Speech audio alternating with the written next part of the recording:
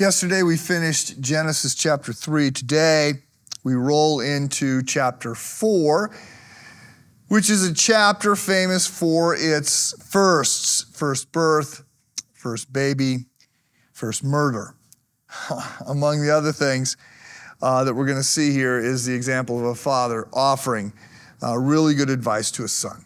So I'm going to read an extended portion here of Genesis chapter 4. I'm going to read verses 1 through 8. Adam made love to his wife Eve, and she became pregnant and gave birth to Cain. She said, "With the help of the Lord, I have brought forth a man." Later, she gave birth to his brother Abel. Now, Abel kept flocks, and Cain worked the soil. In the course of time, Cain brought some of the fruits of the soil as an offering to the Lord, and Abel also brought an offering, fat portions from some of the firstborn of his flock.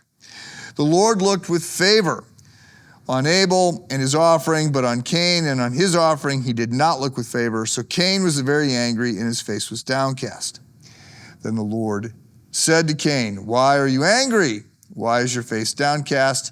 If you do what is right, will you not be accepted?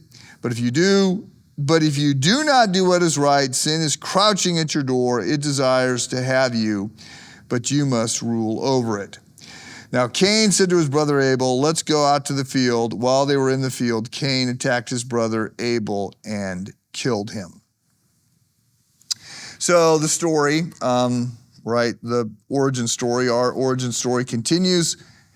Life outside the garden continues to unfold. And as you've just heard, though it started well, it takes this tragic turn. We have our first birth, our first baby, unified family, and then we have report of this first murder.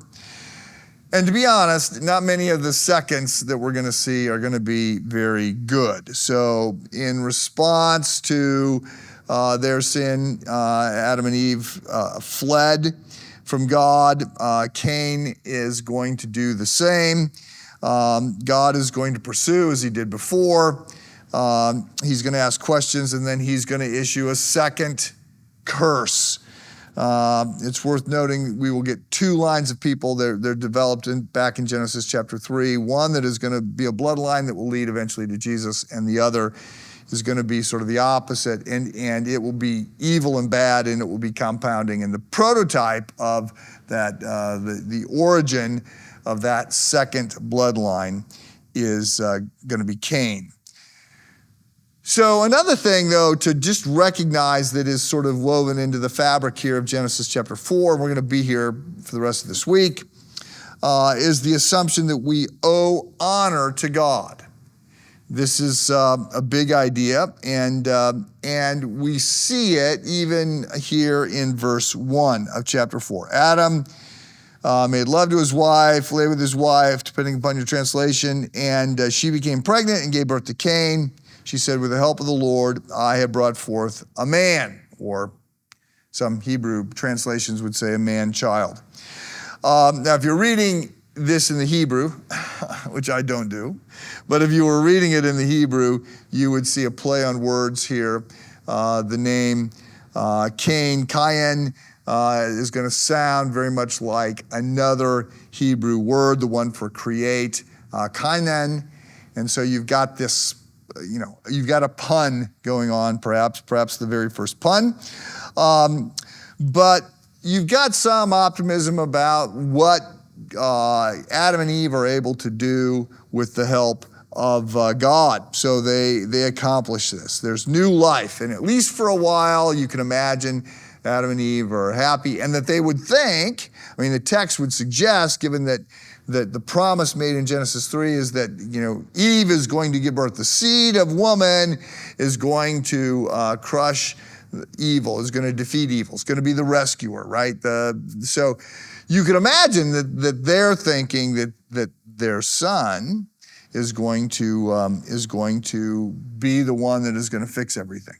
But that's going to become obvious that that's not the case. So you have the birth of Cain, and then later, you're just a verse later, you're going to have the birth of another son, and his name is going to be Abel. And in Hebrew, the name Abel is it's not a nice word. It sort of means trivial or fleeting. There's some overtones here, perhaps, that will be unfolding in Ecclesiastes. Vanity of vanities, life's a vapor, fleeting, and all of that. So you can imagine something happens between the birth of Cain and the birth of Abel. And perhaps it's that Cain is a really, he's a colicky baby, or he's a terror. Whatever. Perhaps they lost children in between that. I don't know. But there's something going on, and we're going to continue to explore this. We're going to see this developing pattern in Genesis 4 that the curse, that the fall was real, and that the devastating impact is substantial.